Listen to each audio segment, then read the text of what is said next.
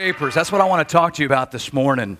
Interesting, and that's going to be the question that I kind of pose to each and every one of us. How does culture shape you today, or how do you shape culture?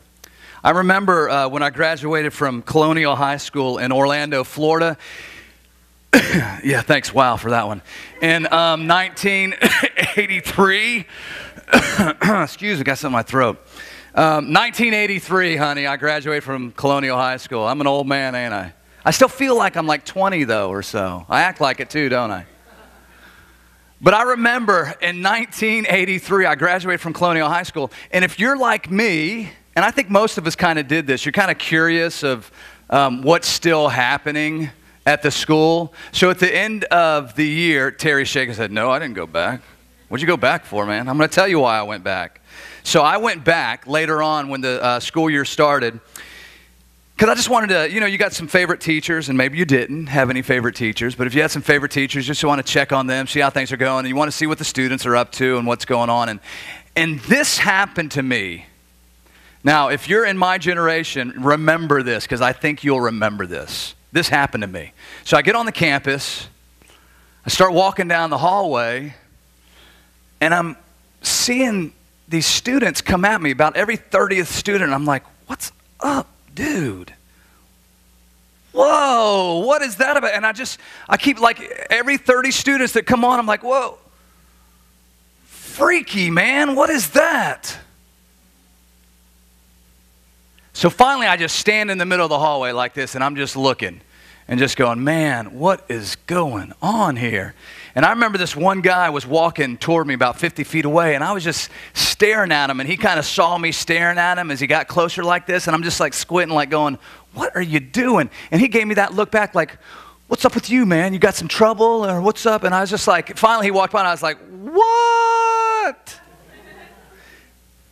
You remember this? Some of the guys started wearing black eyeliner makeup. Do you remember that? I mean, I'm seeing these guys with black eyeliner going, "No, man, no, that's for girls. You don't do that." I'm like, what's up with that? And then I stood there for a moment. I started thinking, and if you remember like I do, in the 80s, heavy metal music turned into glam metal music. And glam metal music introduced us to big hair, spandex, and makeup. You remember that? Big hair, spandex, and makeup. And I thought, that's it right there. That's why these guys are like wearing eyeliner makeup, because they think they're cool. They think they're like glam metal now. But sure enough, glam metal music was shaping our culture now. Hey, do we have a picture of Van Halen? You got that picture there? There they are. No, that's not them. Take them off. There they are. You remember the spandex and the big hair and the makeup? Now watch this. Hold that picture there. And this is what's interesting. Watch this. Not only did glam metal music shape a culture, glam metal music also shaped the culture of Christian metal music. You remember the band Striper? Any of you remember the band Striper? Striper, yeah. Black and Yellow Attack was their first album. And the reason it was black and yellow is because they wore black and yellow spandex. Look at this next picture. Big hair, makeup, and spandex. Is that crazy? Culture shaped who some people were. Culture shaped even the Christian music industry. That's how impacting and how strong culture is. And here's the paradox of it all. If you were to go to talk to one of those guys that had the black eyeliner and makeup on, and if you were just to sit them down and talk to them, they would say this. They would say, "You know what? I'm just kind of my own person. I'm doing my own thing. I'm like a nonconformist. I go where I want to go, and I don't follow anybody's rules." And you just keep listening to it, and you're like, "What? You look just like those guys over there. What are you talking about? You do your own thing." And that was the paradox of it. I mean, they really believed that they were unique in who they were. They didn't realize that culture was shaping who they were. Culture was shaping who they were. And they had actually, I would say, fallen into this realm of deception where they really thought they were unique and individual, and completely missed the fact that they were doing what they were doing because of the people they idolized, to look just like them. They thought the same way they did. They dressed the same way they dressed. And they presented themselves to others the way they presented themselves. Culture shaping them. So the question is, how does culture shape you? How has culture shaped you? Because here's the reality of it all. Culture is all around us. You can't avoid it. You can't avoid culture. Unless you maybe live in a closet and someone feeds you through a hole and there's no clothes in there, so the clothes can't shape you. You know what I mean? But culture is all around us. And culture is this. Culture is created by, listen, or it's the outcome of what we value as a society. Culture. Let me say that again. Culture is created by, or it's the outcome of what we value as a society. Those heavy metal bands turned into glam metal music, and they shaped a culture. And here's the thing about that. What we value, listen, what we value shapes our society. And what we value as a society is going to shape our communities. And what we value as a society is going to shape our neighborhoods. And what we value as a society is going to shape our families. Heard about that this past 2 weeks, right? Big statement Obama made. Culture shaping our families now. And what we value as a society, listen to this, is even going to shape the church. Believe that or not. And what we value as a society is going to shape you as an individual. And what we value as a society is going to shape you as an individual person, as a single person, as a married person, as a parent, as a mom and dad, as a husband or wife. It's going to shape your marriage. It's going to shape your family. It's going to shape, listen to this, it's going to shape your children. Culture is. So how's it shaping your children? Culture's even going to shape, listen to this, culture's even going to shape your relationship to God, how you view God. Culture will even shape you as a Christ follower. So how is culture shaping you? Let me ask you this question. What shape is a watermelon?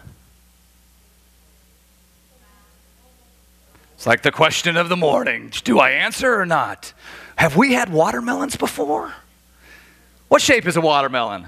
Yeah, it's a round, oval shape. It all depends on where you live, though. Listen to this. All depends on where you live. If you live in America, the culture of America, watermelons grow in watermelon farms, and they have a little blossom, and this blossom turns into this little pod, and this little pod, if it's got good soil, and if it's watered properly, this little pod turns into this round little watermelon that turns into a larger watermelon. So most of us know the watermelon is a round or oval shape, right? Unless you live in Japan. You've probably never seen this. Very interesting. In Japan, the round watermelon just takes up too much space. You know, because in Japan, space is valued. Very much so. In Japan, most families, if they have 2 kids, they live in what we would consider a 1-bedroom apartment. If that big. Space is valuable. And so a watermelon, it's just not convenient for a watermelon, as big as it is and as round as it is, to grow round. Because when you try to box it in a box, you can only probably get 2 of them in there. Can't get 3, and if you got 3, then you can get 4, but that's a big box. And if you've got a refrigerator in this little 1-bedroom apartment, a watermelon that's round takes up a lot of space, right? If you live in Japan, the culture there shapes the watermelon into a square. Look at this picture. Is that crazy? There it is right there, a square watermelon. Don't try this at home. could hurt you. But they take the watermelon, as it's growing, they stick a box around it, and it grows into a box. It grows into a square. The watermelon. So it all just depends on where you live. And in America, we have a lot of culture shapers. Listen to this. We've got a lot of culture shapers. So many that I couldn't list them all. And you can't escape them. So how's culture shaping you? Let me list a few for you. Culture shapers. Like the social media, Facebook. We all know about Facebook. MySpace, Twitter, YouTube. You know what Facebook was called in 1983? And on Facebook you have friends. You know what it was called in 1983? Pen pals. Pen pals. You had a pen, and actually an 8.5, 11 sheet of paper, and you actually wrote something on the paper. And if you had a pen pal, you had to fold it up and stick it in an envelope and put a stamp on it. And it took about 3 to 5 days to get anywhere. And to actually get a return letter from your pen pal, it took probably a week or more, 7 to 10 days. That was my generation. Pen pal, not Facebook. Facebook didn't exist. But we have social media like Facebook and MySpace and Twitter and YouTube that's shaping our culture like never before. 3 billion plus hours watched on YouTube. Crazy. We have culture shapers in the fashion industry like the Gap and Old Navy. And listen to this. Half-naked Abercrombie, right? That targets your teenagers. All their ads, half-naked. Targeting your teenagers. Shaping our culture of our teenagers. You have the shoe industry like Nike, where hundreds, if not thousands of people stand in line for some Air Jordans that cost over $250. Standing in line. Did you see what happened in Orlando? About 2 months ago, went crazy over there. They had the riot police came out for tennis shoes, sneakers, shaping our culture. You have culture shapers like the news media, CNN and Fox News and MSNBC News, 24/7 coverage of everything that's going on around us. And anyone that watches that, watches these talking heads that are telling you what to think and what's right and what's wrong and how to think and where to go, and don't believe them over there. And if you flip the channel, they're telling you over here, don't believe them over there, and you're not supposed to believe them over there. And if you just check your brain out, they'll take it from you and think for you. A whole news media, 24/7. ESPN, look at ESPN, another culture shaper. Where we raise these athletes to like godlike status, like demigods, because they can either put the ball in a hoop, or they can hit the ball with a bat, or they can kick the ball with their foot, or they can run the ball. And we call them demigods. We call them role models. Really? Culture shapers. And technology has shaped our culture like never before. Apple and the iPhones and the iPods and the iPads and the iTouches and Sprint and Verizon. And can you hear me now? Heard that before, huh? And my two-year-old will almost pitch a fit if she doesn't get Mama's cell phone to call Nana or to call Miss Cindy. She's got to call them. And my 11-year-old boy, he's 11 years old. He thinks he knows I gotta have a cell phone, Dad, so I can like text my friends and call my friends. And I'm like, boy, are you kidding me? To text them what? Hey, I woke up this morning. Did you? I'm going to school. Are you? I mean, come on. And this is where his bubble gets really busted, son. I was 32 years old when I got my first cell phone. You know, that's like, 21 more years if I can count. You got a long way to go. But cell phones, man, they've shaped our culture. And I get it because, you know, I fear what's going on too. And the whole weird people out there that want to, weird people that my boy needs a cell phone maybe one day. But not now. And Hulu and Netflix and Redbox and the whole television industry that shapes our culture. Like, listen to this. Listen to this. This is great. Like the reality shows that we watch. And it just came back on. The Bachelorette. Woo! And I'm watching this show thinking, are you kidding me? But the upside of this, if you're like a player, it's the one show where you're encouraged to kiss about 20 men or 20 women, make out with them. And I'm like going, what's up with this, man? And they want you to do that. But it puts a whole spin on like sloppy seconds, right? I mean, you got sloppy thirds and fourths. Just hope your number's not 20. But a whole culture that, that's okay. Hey, you're trying to find your soulmate. You just got to kiss 20 of them to find out. Like, right, okay. Or shows like Modern Day Family. Listen now, and I want to be sensitive to this because next week I really want to talk to you about a real sensitive issue. But Modern Day Family, that's the show today. It's our modern day family. Where she has a crush on him, and he has a crush on him, and mom lives with the kids over here, and dad lives with the kids over here, and it's all right. I mean, that's the modern day family. That's good. That's good. That's family. Come on, you can't ignore that. And the list goes on and on and on of culture shapers, shaping our society and shaping our families and shaping our church and shaping you and shaping me. So what do you do with all that? What do you do with the tension and the conflict? And how do you live in a world that's so influenced and shaped by culture that you yourself don't become a square watermelon? That you yourself, instead of being shaped by the culture, you're shaped by God and His plan for your life. Well, in the book of Daniel, this same tension is taking place. This same conflict is taking place. Look with me on page 881 if you're using one of the Bibles in your chairs. Daniel chapter 1, page 881. Follow with me. We're just going to go through his life and what was going on.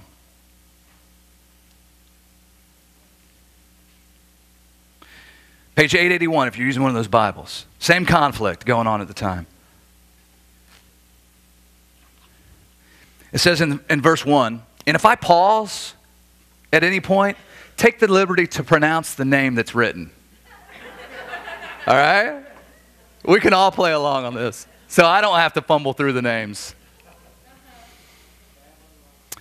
Yeah, Babylon. I'm not there yet. Okay, verse 1, in the third year of the reign of Jehoiakim or Jehoiakim? Okay, Jehoiakim, king of Judah. Good, y'all are doing good. Now, close your eyes and spell Nebuchadnezzar. Yeah, it ain't going to happen. All right, let's start on verse 1 again. In the third year of the reign of Jehoiakim, king of Judah, Nebuchadnezzar, king of Babylon, came to Jerusalem and besieged it. He beat them. He took it over, King Nebuchadnezzar. Jerusalem. And the Lord delivered Jehoiakim, king of Judah, into his hand, along with some of the articles, listen, from the temple of God.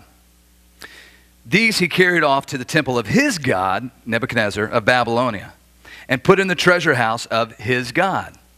Now, just to back up historically, the Israelites worship God. The God of Abraham, Isaac, Jacob. They worship God. King Nebuchadnezzar, they make gods to worship out of gold and silver and stone. Verse 3, then the king ordered. Good, that's good. Name your kid that one, huh? Then the king ordered Ashpenaz, chief of his court officials, to bring into the king's service some of the Israelites from the royal family and the nobility. Listen, young men without any physical defect, handsome, showing aptitude for every kind of learning, well-informed, quick to understand, and qualified to serve in the king's palace. He was to teach them the language and the literature of the Babylonians. Stop there. So here, let me just explain these guys. These guys that they're finding, Israelites, these young men, they're not average, everyday Joes. You know, these were young men that were shaped to love and honor God. They were shaped to know their heritage. They were taught, listen to this, they were taught the rich stories of God. They were taught the stories of Moses leading the people of Israel out of Egypt, out of slavery, and God giving them a cloud by day and a fire by night, and dividing the Red Sea and killing most of the Egyptian soldiers. So they understood their heritage. They understood the stories of God. They were shaped to love their family. They were loyal. They were educated. They were the cream of the crop here that we're talking about. They were, you can say, within themselves, culture shapers, these young men. But now Daniel finds himself, listen, Daniel finds himself in this tension of being shaped by culture, a different culture. So verse 5, the king assigned them a daily amount of food and wine from the king's table. No problem there, huh? You're getting the best of the best now. You're getting the ribeye steaks and the potato with the butter and the little chives on it and sour cream and cheese. I mean, you're getting it all. And broccoli steaming with butter on it. What are we having for lunch, honey? Ham sandwich. We're eating here. Oh, okay, yeah, all right. Ham sandwich. Okay, verse 5. The king assigned them a daily amount of food and wine from the king's table. They were to be trained, listen, for 3 years, and after they were to enter the king's service. Among those who were chosen were some from Judah: Daniel, who we're talking about, Hananiah, Mishael, and Azariah. The chief official, though, gave them new names. To Daniel, the name Belshazzar. To Hananiah, Shadrach. To Mishael, Meshach. And to Azariah, Abednego. Give me a hand. Yeah, thanks. Shadrach, Meshach, and Abednego. Does that ring a bell to some of you? Okay. But, listen to this, verse 8. But Daniel resolved not to defile himself with the royal food and the wine. And he asked the chief official for permission not to defile himself in this way. Now stop and listen to this. Daniel knew who he was. Daniel understood how he was shaped to love God, to have an affection for God. And Daniel had been shaped to understand the importance of having an ongoing relationship with God, where he was sensitive and discerning to the ways of God. And so we find here Daniel's in conflict because he doesn't want anything, not even the king's best food and wine, to defile him or reshape him, if you want to say. This he knew would distract him from his relationship of knowing his God and having a daily conversation with God and a daily intimacy with God. Most people thirst for food. Most of our generation and our culture can't get enough of food. So I wonder how we would have responded given the same situation. You know, you're getting the best of the best now. What would you have done? I'll take it. I'll take the steaks and the potatoes and the broccoli. But Daniel didn't want to gorge himself at, of all places, the king's table. He wanted to abstain from it. Listen to this. Daniel chose not to be shaped, not to be defiled by the king's food. He chose that. So how do you stop yourself from being shaped by a culture that you live in? Listen, it's real easy. This isn't complicated. You got to go to seminary to understand this. The way you stop yourself from being shaped by culture is you make the right choices, one choice at a time. You don't worry about tomorrow. You worry about today. And you make the right choices one day at a time. It is a choice that you've got to make. You decide, listen to this, you decide if you want Facebook to shape you or if you want God to shape you. And it's easy to figure out which is shaping you. How many hours last week did you spend on Facebook?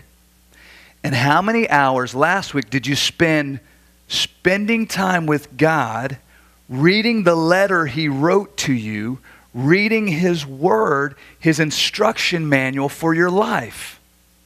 And you'll determine what is shaping you right now. You know, in my generation, I still wanted to know what was going on with my friends. You know, we'd come home from school, and we'd decide what we wanted to do that day together. But it was really just friends, about 10 of us, that lived within about 6 blocks of one another in the same neighborhood. And we hung out together. And we did life together, if you want to say. And then the sun went down and the street lights came up and we all had to go home. And as technology increased and the phone that hung on the wall with a rope on it, when they finally got rid of that rope and you could take that phone anywhere in the house you wanted to, well, now we had greater opportunity to stay connected, if you want to say. And if mom and dad let us, we could take the phone in another area of the house and we could talk to our friends. And that's cool. That's all right. It just looks different today. Facebook is a 24/7 connection with anybody you want to be connected with. So you've got to make the right choices daily. Does it really matter when you leave here what Joe or Sue or Bob or Lisa or does it really matter what they're doing on Facebook? Have you ever read anything on Facebook that was life-changing? Now, Facebook's not evil and Facebook's not a sin unless you want to know what is shaping you. And so if you're spending countless hours on Facebook and your hours with God get to be about down here, you know what's shaping you. And I wrestle with this too. I absolutely wrestle with this. I'm the guy that I wake up in the morning, and if I don't spend time with God first and grab my Bible, I will turn the news on to see what happened last night or what's going on this morning. Now, is it really life-changing that I know what happened last night? Not really. Not whatsoever. So you got to decide what you want to shape you. Do you want your family to look like the modern day family? You got to decide that. Is that the family dynamic that you want in your household? And maybe it's what your family looks like. But God's defined in His Word, again, what the family is. He created it. And so I want to be the best husband based on what God says that I need to be as a husband. I want to be the best dad. And I got to apologize as a dad to my kids. And I do regularly. Dad shouldn't have said that. Dad shouldn't have done that. No, Dad has to teach you. Dad has to direct you. Dad has to discipline you. So you can either follow the modern day family model, or you can follow what God has to say about family. And you can see which one is shaping you. You can either watch The Bachelor and The Bachelorette and watch people make out most of the time, and that's going to shape the way you look at dating. And when you struggle with being, it's going to shape what you think about the other sex, as opposed to what God has to say about that whole ordeal. So which is shaping you? And listen, the culture's going to serve it up to you on a silver platter. I mean, with Daniel, he was going to get the best of the best served to him. He wouldn't even have to cut it up probably. I mean, they bring it to him. It's all cooked. It's all ready. And culture is going to serve it up to you. But you got to make the choice. You got to decide, do you want to be shaped by this culture or shaped by God? You choose. And let me tell you this, and it gives me chills to think about it. Chills in a very sympathetic way. Because I'm here every day and because people walk through and knock on the doors and come in and need help, I get to see those that have been shaped by culture and have never been shaped by God. I get to see the end effect, and it ain't pretty. It's just not pretty. Now, some of us can balance it real well, and we're not going to do something drastic in our life that's going to have the police at our doorstep to call us or to arrest us. So we kind of keep it really balanced, but we continue to be shaped into a square by this culture. I get to see this a lot, and you see it too. You see it too. Verse 9 says, "Now God had caused the official to show favor and compassion to Daniel. But the official told Daniel, listen to this. The official told Daniel, I'm afraid of my lord the king who has assigned your food and your drink. Why should he see you, why should he see you looking worse than the other young men your age? The king would then have my head because of you." So listen, there's consequences when you stand against culture that is desiring to shape you. There are consequences.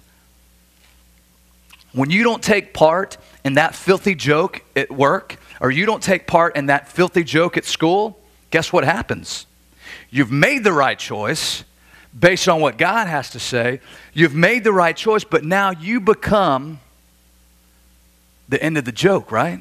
You become the one that people are looking at you going, what's up, man? You don't like that? I mean, come on, fuddy-duddy. What's up with you? Fuddy-duddy. Write that down, Tom.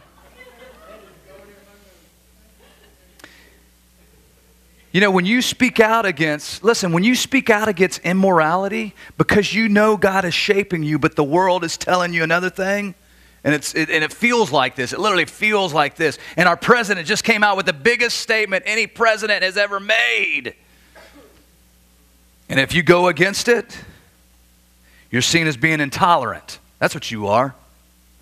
So there's consequences when you stand up for what is right and you let God shape you.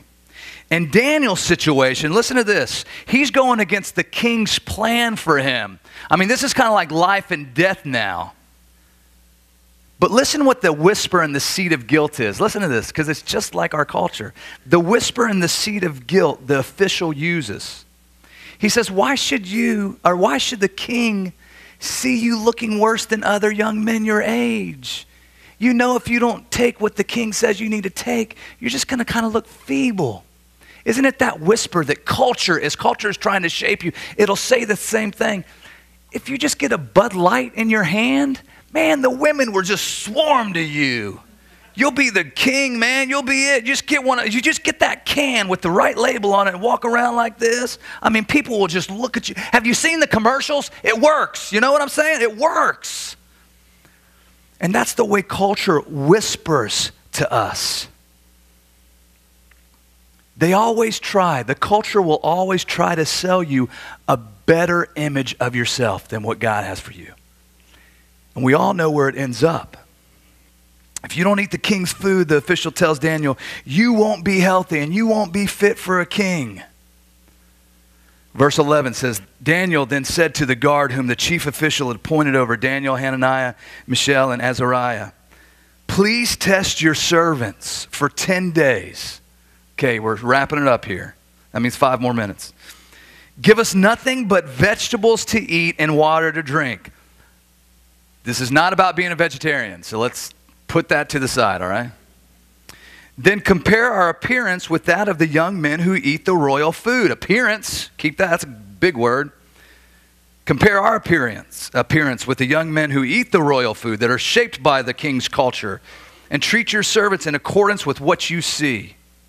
So he agreed to this and tested them for 10 days. And at the end, verse 15, at the end of the 10 days, they looked healthier and better nourished than any of the young men who ate the royal food. So the guard, listen to this. So the guard took away, a lot of symbolism there. The guard took away their choice food and the wine they were to drink and gave them vegetables instead. Listen, you need to take the Daniel diet. You need to take the Daniel diet and go on a 10-day fast from culture.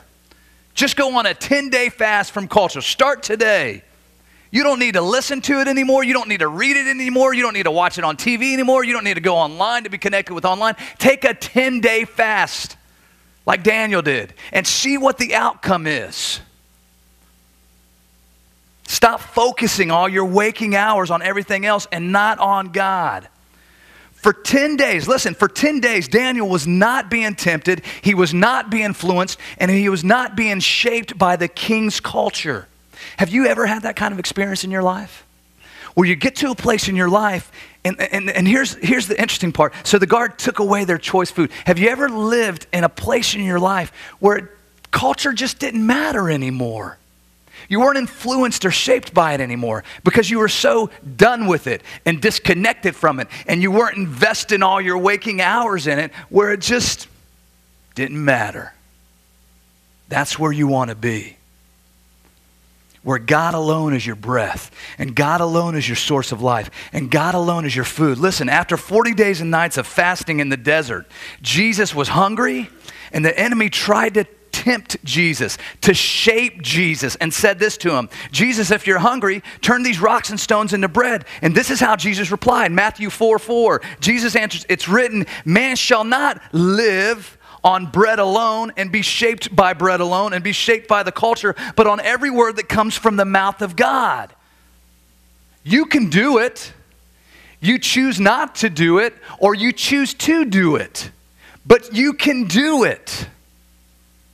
You know, it's hard when I sit down with others that come through here that want to be counseled and that they've been shaped so much by culture that, you know what the end result of culture is? Here's the end result of culture. Once culture like shapes you and turns you into this square watermelon that it wants you to be, it then sets you up to punch you. Because culture doesn't care about you. The end result of culture is death. The enemy comes to destroy and kill. It's death. Culture leads to death. Have you not watched the news lately? They're dropping like flies, it seems like. All of our role models, all our Hollywoodites. Because they're just so shaped by culture. Culture leads to death. So you decide, do you want to be shaped by this culture or shaped by God? And that's what it basically comes down to when I speak to people. Listen, you've spent X amount of years being shaped and doing your own thing, being shaped by culture, living your life void of God. Don't you think it's time to live a life full of God now? It'll change your life. Verse 17, to these 4 young men, listen to this, God gave now, because they were being shaped by God. God gave now knowledge and understanding and all kinds of literature and learning. And Daniel could understand. Listen, Daniel could understand now visions and dreams of all kinds. And at the end of the time set by the king to bring them into his service, the chief official presented them to Nebuchadnezzar. And listen to what he says. The king talked with him, and he found none equal to Daniel, Hananiah, Mishael, and Azariah, because they chose to be shaped by God. He found none equal to them. So are you being shaped by culture, or are you being shaped by God? So they entered the king's service. In every matter of wisdom and understanding about which the king questioned them, he found them 10 times better than all the magicians and enchanters in his whole kingdom. And Daniel remained there until the first year of the King Cyrus. Can you say that your life is healthier than those around you? Can you say that? Can you say that your life looks any different than the culture around you? The people that you know don't know God that are around you? If you can't say that, then you are absolutely choosing to be shaped by this culture, letting culture shape you. If your life looks like and smells like and tastes like and sounds like the culture, then you're being shaped by culture. If you speak like, if you think like, if you act like this culture, it's because your life is being shaped by culture and not by God. Romans 12:2 says, therefore I urge you, brothers and sisters, in the view of God's mercy, to offer your bodies as a living sacrifice, holy and pleasing to God. This is your true and proper worship. Do not conform to the pattern of this world, but be transformed by the renewing of your mind. It's real plain and simple right there. The renewing of your mind. Garbage in, garbage out. If you're filling it with culture junk and garbage, it's going to come out. If you're renewing your mind with what God says, daily conversing with God, daily reading His Word, then God will shape you. Then you will be able to test and approve what God's will is. Then you will be able to, as you let God shape you, His good, pleasing, and perfect will. See, we all rub shoulders with our culture, but you choose who shapes you. Is culture shaping you, or is God shaping you? And the only way you can be shaped by God is to know God, to have a daily relationship with God, to communicate back and forth with God in the morning and in the afternoon and the evening, and to know what's important to God so it's important to you. And to know who your Heavenly Father is and who He has created you to be. See, some of you know more about American culture than you know about God, and so you're being shaped by this culture. Colossians 3:1-2 says this, since then you've been raised with Christ. Set your hearts on things above, where Christ is, seated at the right hand of God. Set your mind on things above, not on earthly cultural things. For you died and your life is now hidden with Christ in God. So is culture shaping you or is God shaping you? I challenge you to learn from Daniel. I challenge you to take Daniel's diet. 10 days. What do you got to lose? 10 days. Fast from culture and be shaped by God. Let's pray.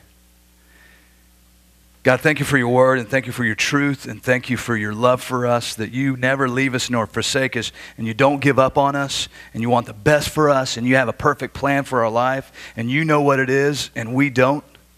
But we can know if we allow you to shape us and speak to us and spend time with you. And so, God, my prayer for everyone in this room and for myself and my wife and my kids is that we choose to let you shape us, and not this culture, not that we turn our nose and snub our nose to people, but we allow you to shape us so that we can impact culture and change culture ourselves and be culture shapers. And God, if there's anybody in this room that doesn't know you, your word says if they confess with their mouth and believe in their heart that you raised your son from the dead and place their trust and faith in Christ, that you will change them and transform them and give them this new relationship with you that is a daily walk with you. So I pray for that person. And if that's you, that's simply what you've got to say is, God, I give my life to you. I confess my sin to you. I place my faith in you. Now change me through your son, Jesus Christ. And he will. God, let us be about shaping culture and not culture shaping us. And Father, I pray that we choose to take the Daniel diet this week. 10 days. In Jesus' name, amen. Hey, listen, real quick. That's your challenge. 10 days, the Daniel diet. 10 days, the Daniel diet. All right, love you all. Let's stand together. Before we leave, say it with me. Love God, love people, and serve your world. Love you all. Have a great week. Daniel diet.